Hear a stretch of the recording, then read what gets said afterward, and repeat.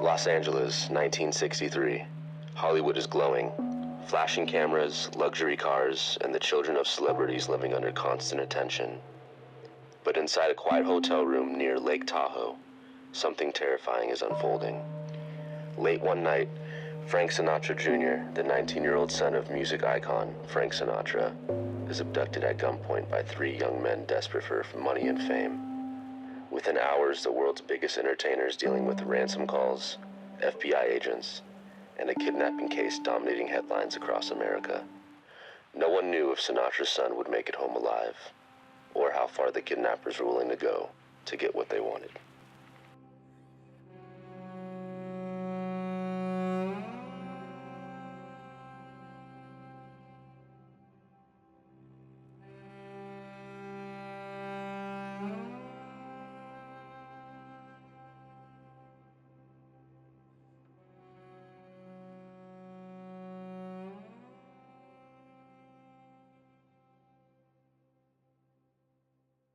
Welcome to Unlawful Acts, the podcast where we dive into the darkest corners of true crime, unearthing the shocking and often hidden stories behind the world's most infamous criminals.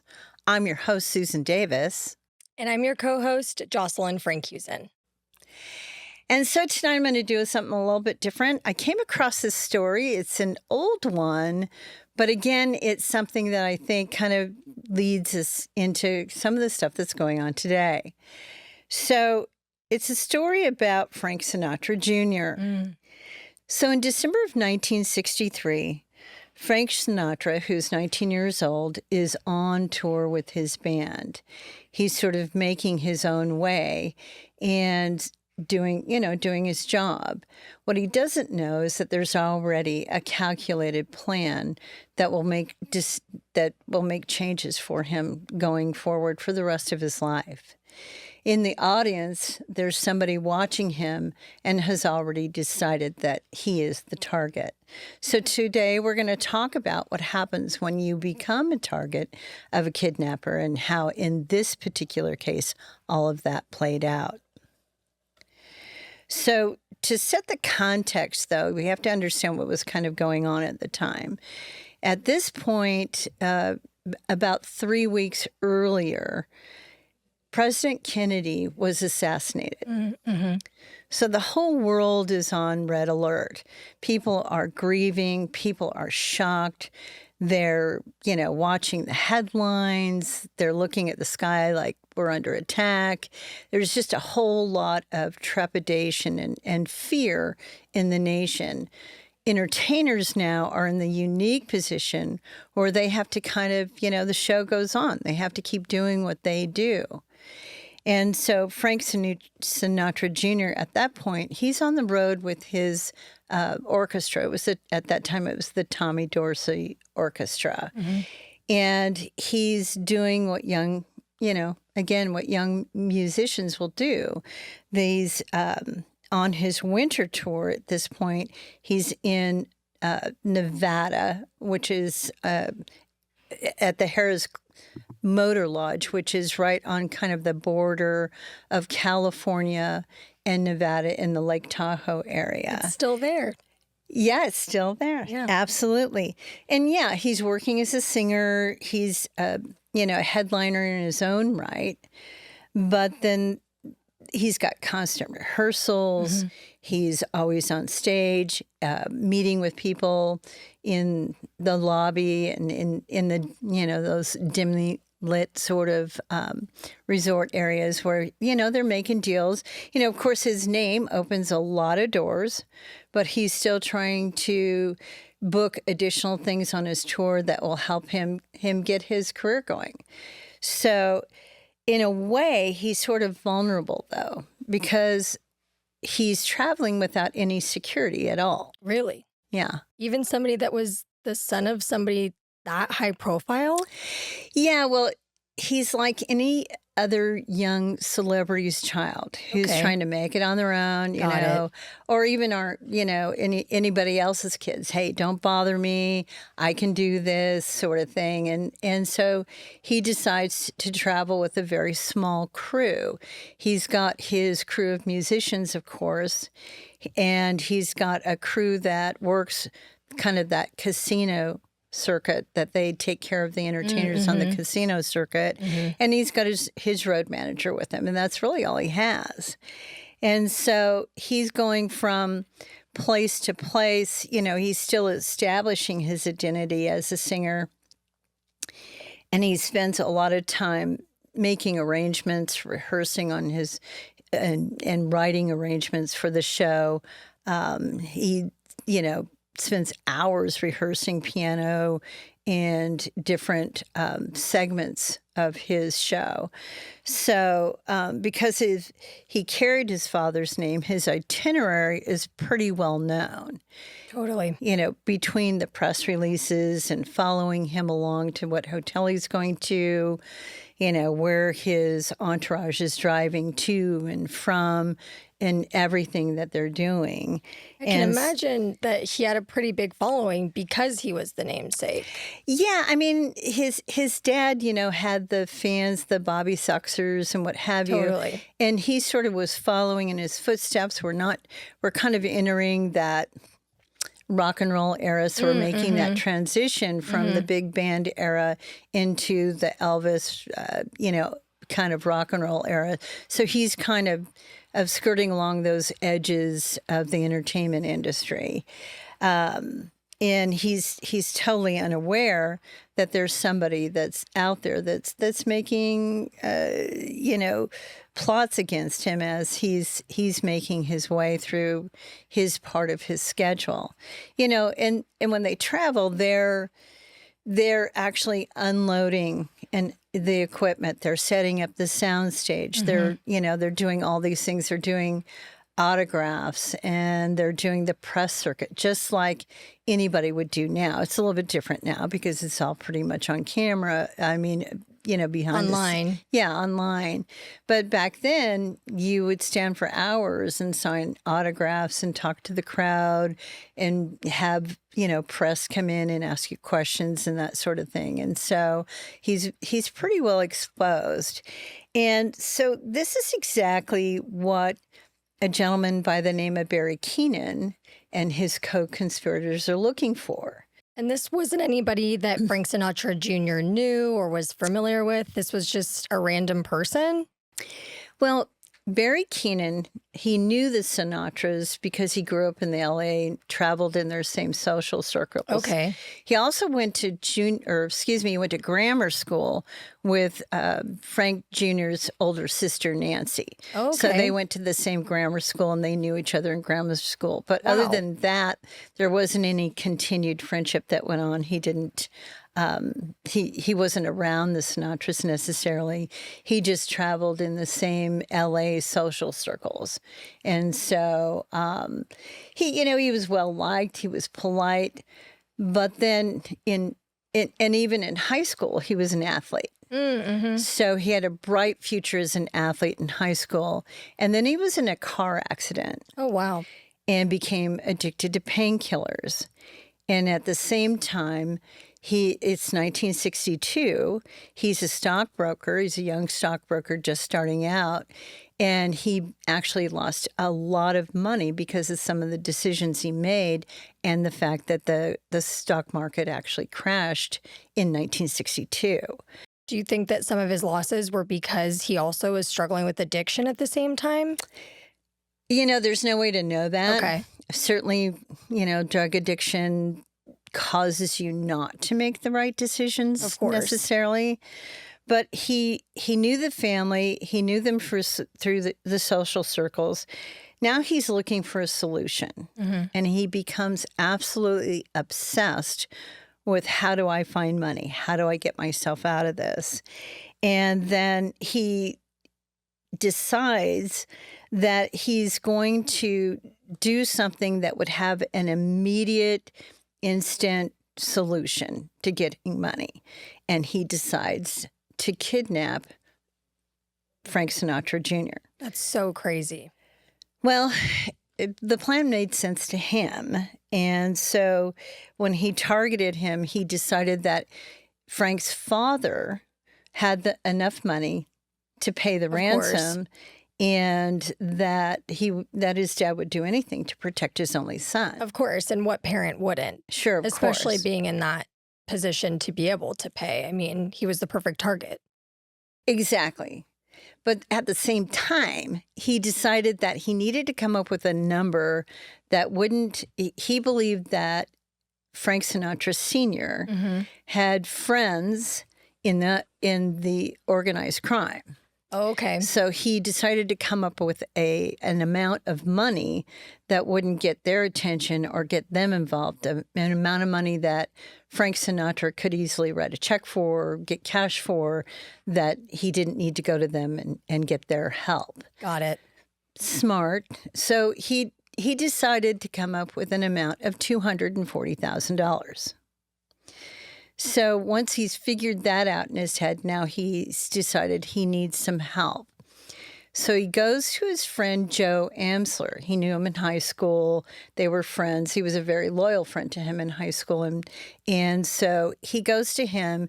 He's a real muscly kind of guy. And he doesn't have a criminal record. And he also is in deep debt. And so he goes to him and says, hey, I've got this idea. Why don't we do this? It's, a quick hit and run sort of thing. We can get the money and then we can disappear. Will you help me do this? And so Joe decides to help him do that. And then they decide that they need somebody who's a little bit more educated, smoother on the phone, somebody who's a little bit older, who would sound more reasonable, more reassuring, when you make those kind of calls. So they go to this man named John Irwin. Now, Irwin's just a house painter guy. How they became acquainted isn't really clear, but he says, okay, I'll do it with you. I need the money, what have you. I'm going to help you out. Okay. So the three of them decide that, Keenan would be the leader, Amsler would assist and be that muscle, and Irwin would be the guy on the phone. They've got the mind, the muscle, and the face. Look good on paper, Exactly. right? So the plan is simple. Kidnap the son, collect the money, and disappear. So they begin to surveil him, Frank Jr.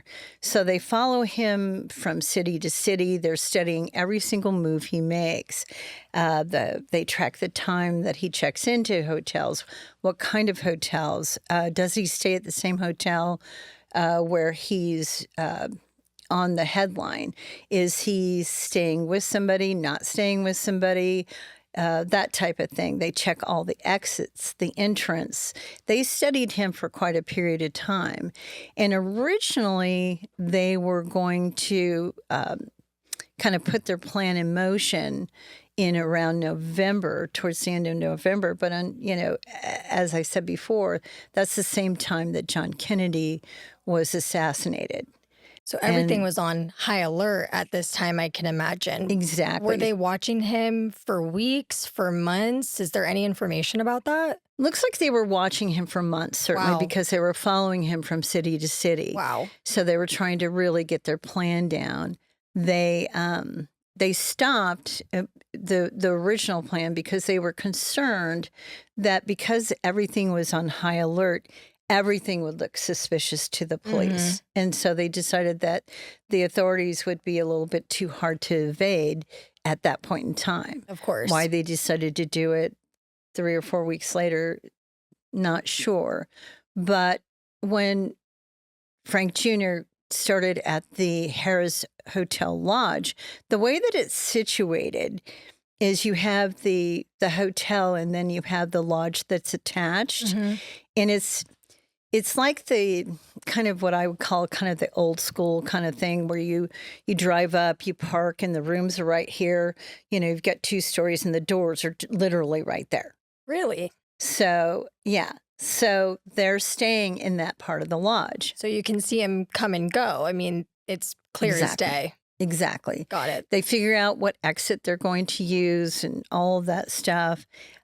Frank and he is actually staying in room 417 of that lodge.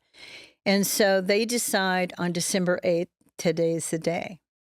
They put together sort of a ruse, if you will. Their idea is that they're going to go in, they're going to knock on the door, pretend to be a delivery person, and that's how they're going to gain access to the room.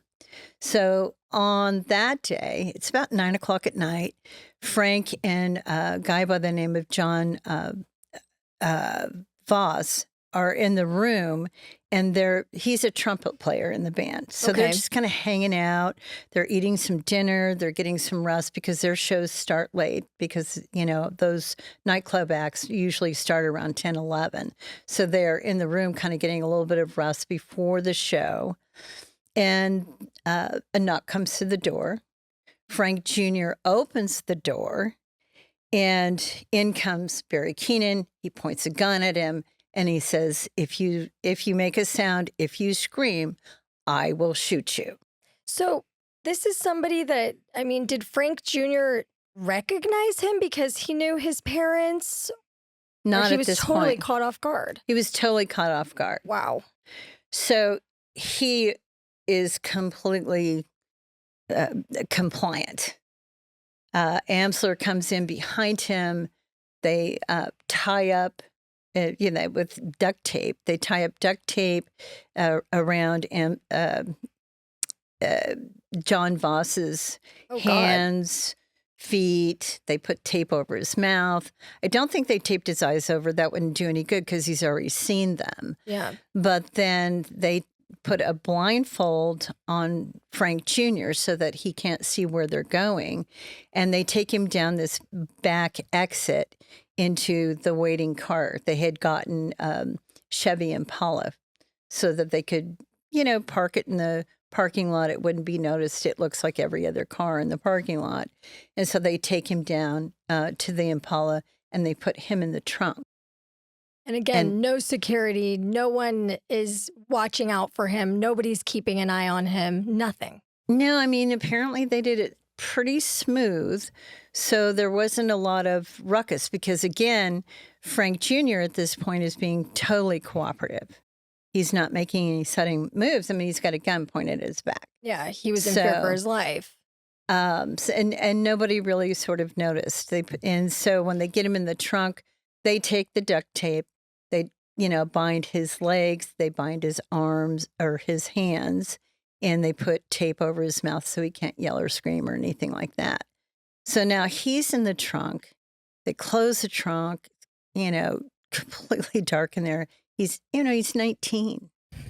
He's terrified. God, I forgot that he was so young. Yeah, he's just a kid. Even when you're the child of a famous performer, this is something that's not necessarily your life, but is your life, where you get hustled from place to place. But he always had sort of the protection of his dad around him. Totally. So now he's in the trunk and he's, he's absolutely terrified. But he's being completely cooperative because he doesn't want he doesn't want anybody else to get hurt. He doesn't want to get hurt. And he just wants, he's trying to figure out, what do I do? What's my next move? He's probably in a state of panic. 19 years old, nobody around to save you, and probably used to having protection from his dad at the very least. Exactly. Gosh. Exactly. So now, in the meantime, as they're putting him into the trunk, John Foss he's getting himself undone. He gets the tape off of his mouth because they only put tape around his hands so he could get to his mouth. He takes that off. Somehow he gets it off his arms and off his legs. And he runs into the hotel lobby searching for staff, searching for anybody that can help him. So he talks to the staff. They run over, they grab security. Now the hotel staff then, and the security call the police, of course. Mm-hmm. Of course. And the police get roadblocks set up pretty much immediately. So as quickly as you possibly can. So this is all going down essentially in real time. Oh, yeah. Okay. Oh, yeah. And so as they're setting up the roadblocks, they're in Carson City, which is a bit of a drive from the hotel of where they're at. And it's the California Highway Patrol now because they're on the California side and they're driving towards LA.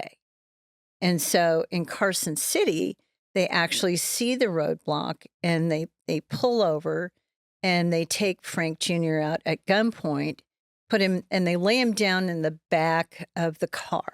They lay him flat, behind because remember at that time they didn't have bucket seats. It was Got all it. one big seat in the front seat. So they put him down behind. They put blankets and a few things over him so it doesn't look like there's really anything to see back there. And they drive up to the roadblock. And of course they say, where have you been? What are you doing? Oh, well, we just pulled off the road a minute ago. We had to get the chains off our car. We're headed home, from a ski trip, what have you. And so they're let through. Well, I mean, they look like normal guys. They don't look like guys who are up to anything. They don't see anybody else in the car. God forbid they check the trunk. But and so they successfully get through this. And then John Irwin is waiting for them somewhere along that route to switch cars. Got it.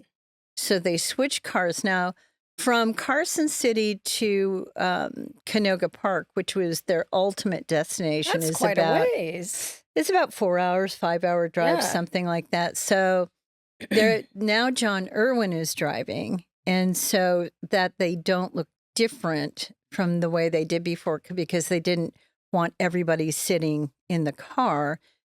Because again, they know that there's these two guys involved. So what they do is they decide to put John Amsler in the trunk so that Okay. it just looks like a couple of guys driving home. Okay. So like now- there wasn't enough space in the car maybe for everybody? No, Or... it was just a decision that they made to sort of, again, throw the police off if Got they it. should get pulled over again. And so now he's in the trunk, and Frank Jr. again is now laying in the back behind them. Okay. So they put him in the back behind them. Joe's in the trunk, and off they go. So they get to the home in Canoga Park that they had rented for this purpose. It's just your average quiet little neighborhood in Canoga Park. It's not really a hideout that a criminal mastermind No. would choose, because again, it's a small little neighborhood. Yeah, Neighbors it's are curious. Very Neighbors suburban. yeah. Very low key part of town. Not a lot of eyeballs there. Residents only type thing. Yeah, but you've got at that time, a lot of housewives are home. They're looking out the window going, who's that? That type of thing. Totally. Makes So- sense. Yeah, so they take Frank Jr. in, they tie him to a chair, they keep him blindfolded, and they keep sort of verbally kind of terrorizing him so that he stays scared enough to just sit there, be compliant, not make a lot of noise, and they keep him tied up and bound the whole entire time. Wow. So it's only at this point, about 9:40, almost 10 o'clock in the evening. Now, remember, first knock at the door comes around 9 o'clock. Mm-hmm. The FBI is already involved. They've already Because they've crossed state lines. well, they don't know that yet. Oh, okay. But the FBI probably is involved because it's Frank Sinatra Sr.'s son. Got it. So now they're involved, and they reach out to Frank Sinatra Sr. At that time, he was in Palm Desert. That's where he lived at the time. He lived in Palm Springs. And so they get a hold of him. He immediately charters a flight and flies to Reno. They get a hold of the mom who lives in Bel Air, Nancy Sinatra, Mm-hmm. and let her know what's going on. So they're both completely frantic at this point. So he charters a plane to Reno, which was close to where the hotel actually is, Mm-hmm. as far as airports are concerned, because that's the closest airport. So he gets there about 1-ish in the morning, and he's met by the the district attorney at the time, and they decide that they're going to get in the car and they're going to drive to this hotel and meet the FBI there. So they get in the car and they start driving, but the problem is it's a blizzard at this point. It's blizzarding, it's icy, That's and right. there's just really no way for them to continue their trip. So they turn around and go back to the hotel and set up shop. It's called the Mapes Hotel in Reno, Mhm. and they set up shop there. And so at this point, you've got the FBI, you've got Frank Sr., you've got the district attorney, what was his name, William Regato. So they're all in the hotel together, and they're trying to figure out what's my next move. In the meantime, the kidnappers are at the Canoga Park House, and they're trying to figure out what their next move is. They had developed this that they would only communicate via payphones. So they're watching the news. They discovered that Frank and the FBI have been set up there at that Mapes Hotel. So they figure out that, okay, so how do I set up a payphone sort of relay, if you will, where they can get a hold of us? We're not too close to where we are, and we all communicate via payphone. So they didn't actually make contact with Frank Sr. for probably almost 24 hours. So they wait until almost the next day, midday the next day, to reach out. So John Irwin, again, is the guy on the telephone. So he makes the call. They call and let them know somehow where the payphone is that they need to be at, and they reach out to Frank Sr., and Frank Sr.'s on the phone with them at that payphone. They put Frank Sinatra Jr. on the phone long enough to say, "Okay, I'm okay, Dad. I'm here. They haven't hurt me. They're not beating me, that type of thing." He made, for some reason, a point to tell him that they were feeding him the hamburgers and beer. And so, but, Frank is absolutely out of his mind. He was close to the president. I mean, they were close friends. And so he's already grieving over the loss of his friend. And now he's thrust into this situation where he's now panicked that they've got a hold of his son. I mean, this is his only son, his pride It's and his joy, if you baby. will. Yeah, it's his baby.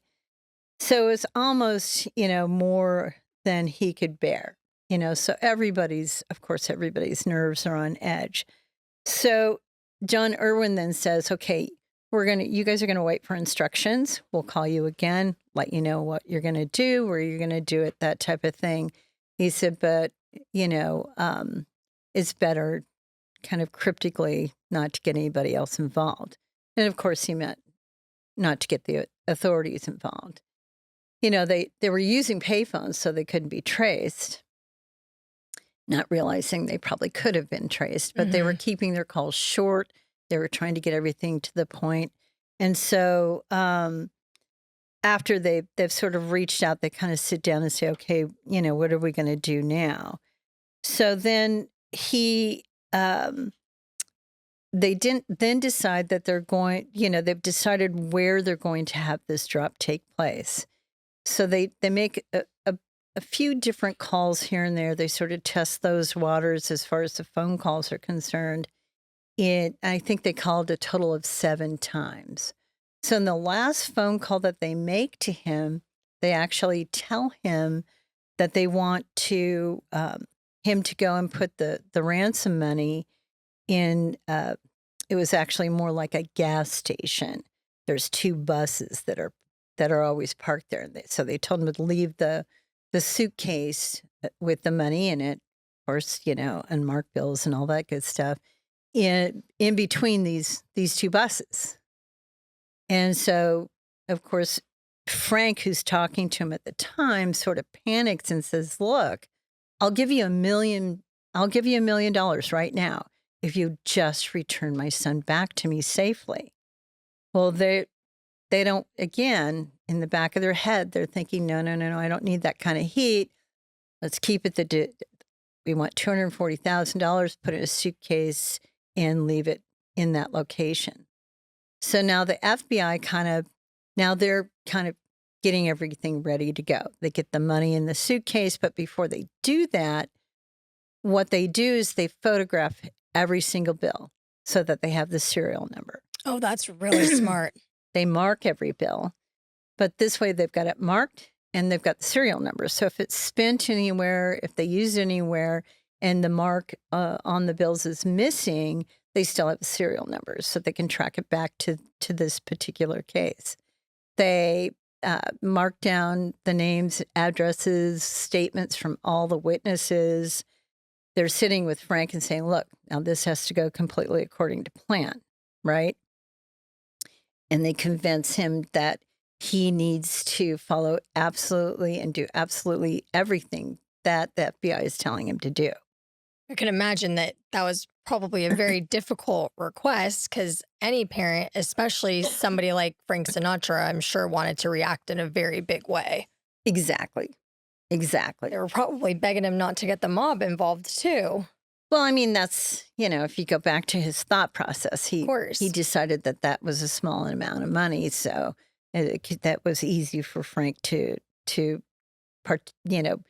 take out of his bank account and put in a suitcase without raising any eyebrows. So now they, again, are making a lot of threats to Frank Sinatra Jr., keeping him in tow, keeping him controlled at this point. Mm-hmm. So then they leave the Canoga Park house and they go to the location to pick up the suitcase. Now, the FBI's idea is that when they pick up that suitcase, that they'll be able to follow them back to where they have Frank Jr. Got it. So they get there, they pick up the suitcase. They're able to get to a different location because they did not go back to the Canoga Park home. But in the meantime, John Irwin is getting panicked. Now, you got to remember that if with any good plan, there's blind spots. Mm-hmm. These guys are not pros, they're amateurs.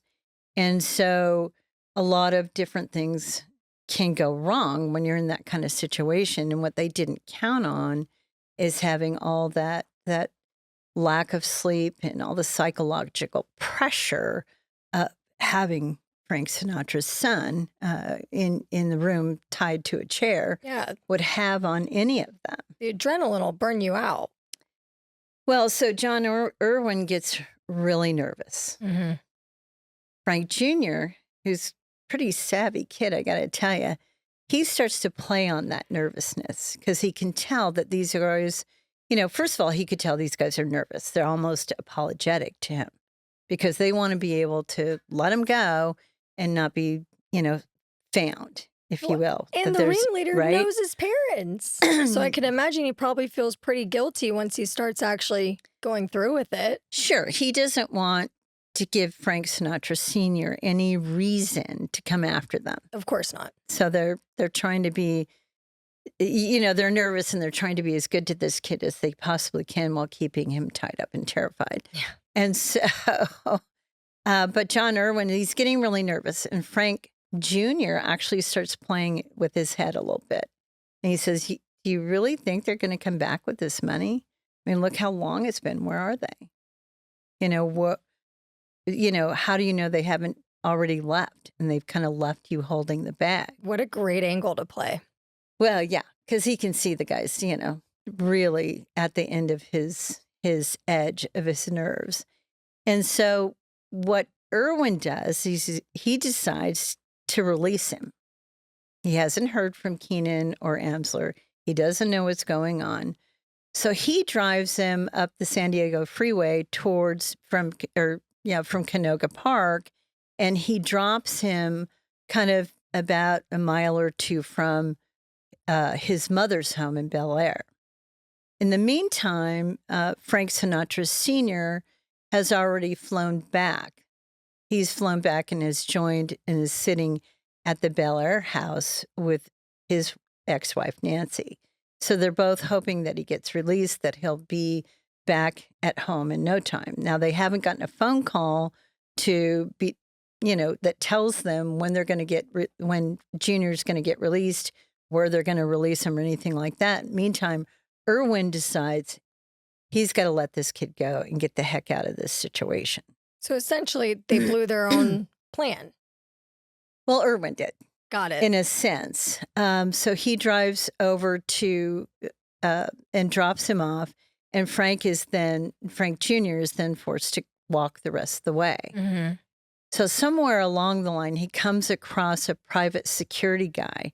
Now you got to remember, at that time, all the neighborhoods in Bel Air had sort of these roving private security patrols. They still which do. I think they still do. Yeah. Sure. Yeah. And so this guy decides that now he needs to put Frank Jr. in his trunk so that the press won't see him. No. So this poor kid. So they put him in the trunk and they drive him back to the mom's home. And so, of course, Frank Sr.'s and the mother elated to see him. They're totally relieved. Thank God. But there is a number of press parked on the front lawn. So Senior decides to come out and he makes a statement. He talks about, that the fact that his son is safe and sound, and he's grateful to everybody involved, grateful to the FBI and the police that helped him, the police in Reno, the police in California. And so he also, Frank Jr.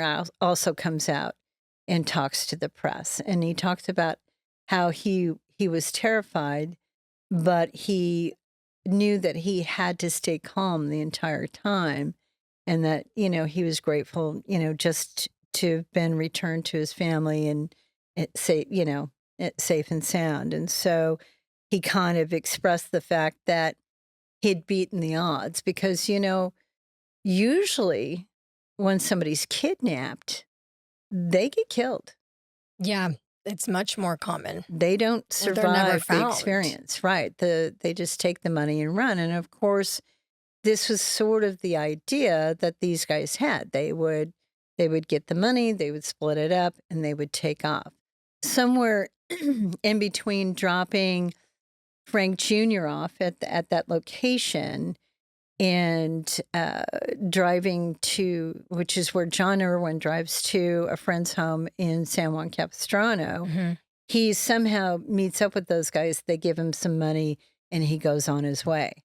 So now he's in San Juan Capistrano, John Irwin, and he is absolutely losing his mind because he's seeing all of these news briefs on air where they're looking for him. There's this, dragnet out there. They're looking for all the culprits. They're determined to find them. Police are making statements to the news. The FBI is making statements to the news. Yeah, he's thinking he's going to get caught. Exactly. And, Frank Jr., of course, had met with the FBI at this point, and he tells him what he could. Excuse me, but he never saw John Irwin. He never saw his face. He has only seen Barry Keenan and Joe Amsler, but he only knows his voice, so he can't give him any information on John. But John is, again, he hasn't had any sleep. He's losing his mind, and he decides, he's so panicked that he decides to drive to his brother James' house, who lives in Imperial Beach. Now, Imperial Beach, it's only 5 miles from the Mexican border. So you're not sure at this point now, is he going to go there and then drive into Mexico? It would have taken him 15 minutes. Yeah, it's to extremely go across close. the border. But he tells the whole entire story to his brother. So his brother now, he's essentially making a confession to his brother. So James decides, well, you're going to be a lot better off if you turn yourself in. So through a lot of, counseling and talking to his brother, he convinces him to turn himself in. So James makes the call to the to the FBI, and says, look, my brother who was part of this group, he's here at my house. He's going to surrender to you voluntarily. Essentially, here's my address. We'll meet you here. So when the FBI get there, John and his brother James are standing on the front lawn waiting for them to get there. And he surrenders without any incident or anything like that. So now he's in custody. He's got about $50,000 with him. He turns that over. And so now he's on his way to be interrogated. He actually knew where Keenan and Amsler were hiding. So he tells them, of course, where he can find them. Because again, he's trying to extricate himself from this situation now. Which makes sense. Yeah. He was kind of the last to the party anyways. Yeah. But, that's not going to help him at this point. But he's trying real hard to be Mr. Cooperation and hope to get extricated from this situation. Maybe he's thinking they'll offer him a deal or something. So they then, of course, apprehend Keenan and Amsler. They get most of the money back. They were short about $6,000 because Barry Keenan has already given his wife $6,000 to upgrade her house or whatever she was going to do with that money. She has no idea that he's just stolen this from Frank Sinatra Jr. By kidnapping his son. But they get the good portion of that money back. So now they've got the money back. They've got all three of them in custody. And of course, they interrogate them. They learn about sort of how they planned it, what they did, and how they were able to kidnap and, of course, elude them. Because again, the FBI didn't get to a point of following them back where they were. Had it not been for John Irwin, they really didn't know where they were. So there were a lot of mistakes made on both sides of the ticket. So if it weren't for John Irwin, it would have dragged out for quite a bit longer. So now you got to remember at this point, really, only about 3 days have passed. Mm-hmm. So they've got them in custody. They're interrogating them. They asked Frank, do you want me to go and get the money from this woman? And he said, no, let her have it. Let's just, let's get this over with. So now, of course, the files are charged, or they're charged, these guys with conspiracy, kidnapping, taking somebody across a state line without, against their will.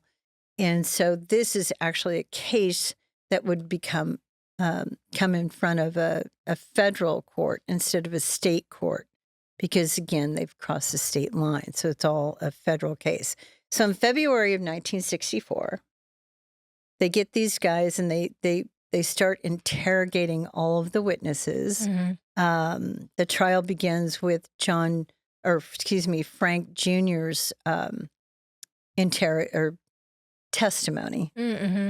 So he tells about what happened and how it happened, and of course the prosecution is painting their picture of the kidnapping and how evil these guys are and how they conspired together to kidnap him and get the ransom, what have you. And they sort of intimate that their plan was really not to return him, but to kill him. But so they talk about the ransom for demand and all of that. But then the defense has now said in their opening statement that now Barry Keenan and Joe Amsler are trying to say that this was a hoax. Wow. That it was all designed so that they could get some publicity for Frank Jr. and get his career off the ground. Oh, you're kidding me. No. So of course, the press runs wild with this. They're running with this story everywhere. This is just exactly the salacious story that they need to sell newspapers, right? It's not a horrible angle to take, but it is absolutely ridiculous. So then Frank Sinatra Jr. is actually grilled for 5 hours on the witness stand by the defense, and then what happened and what did they do and how did they tie you up and did you fight back? And, did you, all of this stuff. John Foss also testifies and tells his, what happened to him, how they tied him up and what he did, and, how they knocked on the door and pretended to be a delivery guy and all of those things. They had a couple of other people who actually chimed in with some information, although there weren't physical witnesses, but they had other people who talked about how Foss came down and to the lobby and all those events that took place, which sort of validated his story, if you will. But then they get John Irwin on the stand, and he sort of does tell the truth, but doesn't tell the truth in the sense of, he says, well, yeah, I came in and I agreed, to be the guy on the telephone guy, if you will. I actually did drive him from the point in California to the Canoga Park house. He talks about what went down and what the plan was. But he said that Barry Keenan had told him that this was all just, a setup, and it had been devised by people who were much smarter than him. In other words, this is all sort of, a harmless setup, if you will. Was he insinuating again that Frank Sinatra Jr. was in on it? Yeah. Wow. Yeah. They really conspired about that. Well, but then what happened is the FBI, of course, is checking everywhere and everything about these guys. Barry Keenan, and not sure why he did this, but he had placed a letter in his safe deposit box, kind of to whom it may concern, in case they got caught, because he didn't want any of the accomplices to be, he wanted to somehow leave a letter that would exonerate them. But there's no mention in this letter that it's a hoax. There's no mention in the letter that that Frank Jr.'s in on it and it's a publicity stunt and blah, blah, blah. So that none of that's in that. So that they put that into evidence. And so this trial went on for like 2 months. Wow. They were trying to turn it into kind of that he said, she said kind of story, or he said in this situation. So the jury is then given the trial, given it then goes to the jury to make their decision. And they come back very quickly. I think it took them like 2 days to come back with a determination that these guys were all guilty. So they came back with a unanimous guilty verdict. Now the judge throws the book at him, and he sentences Keenan and Amsler to life plus 75 years. Oh, wow. Yeah. And then for John Irwin's part, he gets 75 years. Now, again, in California, a life sentence is an automatic appeal. So when this goes to appeal, Barry Keenan was very successful because he was so deep in drugs, his lawyer is very successful at convincing the appellate court that he is guilty by reason of insanity.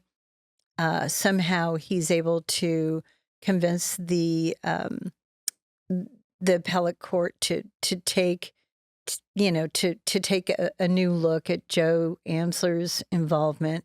And so these two guys are successful at essentially getting out of it. The judge then reduces the sentence for Barry down to about 5 years. I think he served 4. And then he reduces the sentence down to Joe for, I think it was a total of 4 years and some months. And I think he served about 3. So these two guys are pretty much off the hook very quickly. So they essentially got away with it. Yeah, well, I mean, they did. Give or take a few years, but still. So, and then John Irwin, who actually served about 3 years, he then tries to get a reduced sentence as well. So he appeals And then he has to plead guilty to some lesser charges. And they give him, I think he was given like 5 years. And so he served, what, 3.5? No, excuse me. He was given 5 years probation, not 5 years in jail. But he had already, at this point, by the time all the appeals are done and all of that, had served about 5 years, or excuse me, 3.5 years. But he was still had 5 years probation. So he was still on probation when he got out. So these guys all did all of this.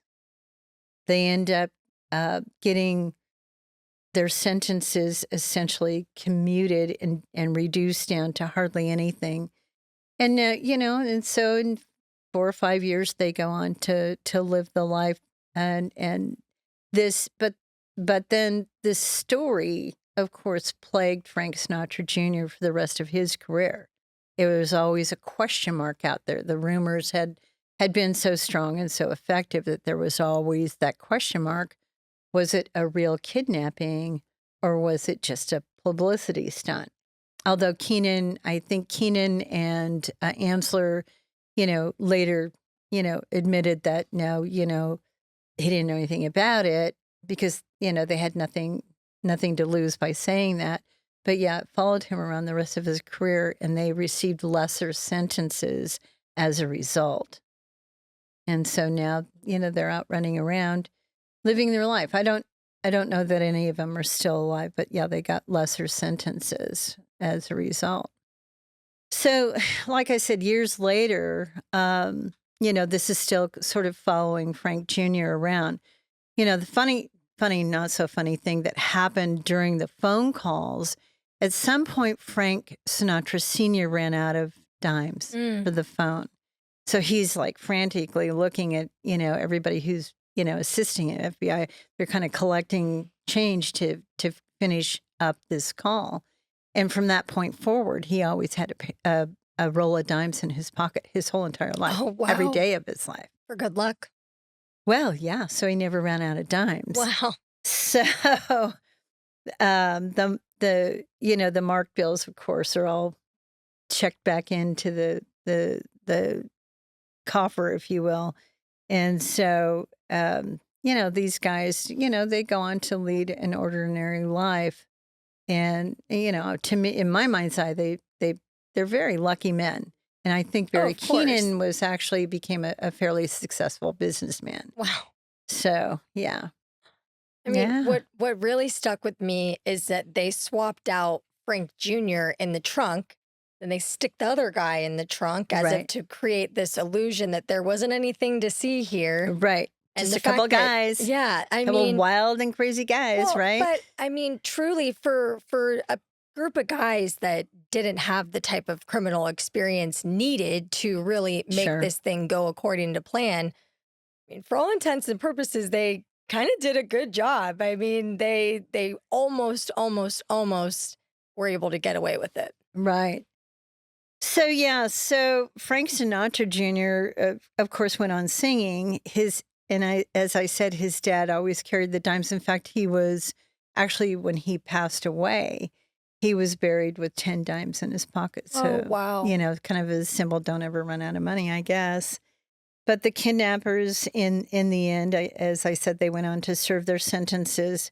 But, really, the story, it really isn't about them. Of course, it's really about how some of these young entertainers, and that's sort of what caught my eye originally, is that these celebrity children that go on to create their own life and they're their own talent and they're creating their own careers, they really are just frightened teenagers. I know.